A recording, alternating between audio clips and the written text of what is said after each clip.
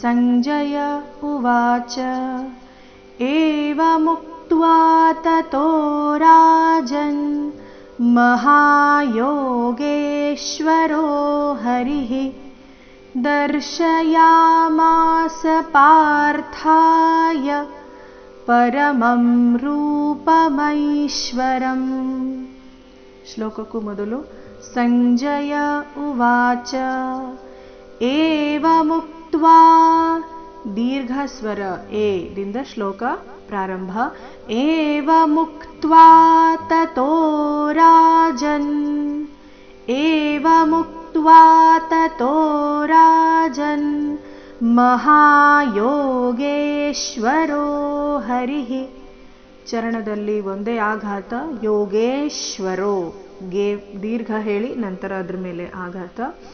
ಮಹಾಯೋಗೇಶ್ವರೋ ಹರಿಃ ವಿಸರ್ಗದ ಉಚ್ಚಾರಣೆ ರಸ್ವಹಿ ಹರಿಃ.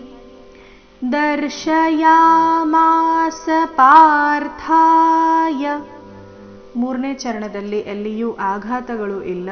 ರಸ್ವ ದೀರ್ಘಗಳ ಮೇಲೆ ಗಮನ. ಚರಣದ ಕೊನೆಗೆ ಯ ರಸ್ವ ಬರಬೇಕು.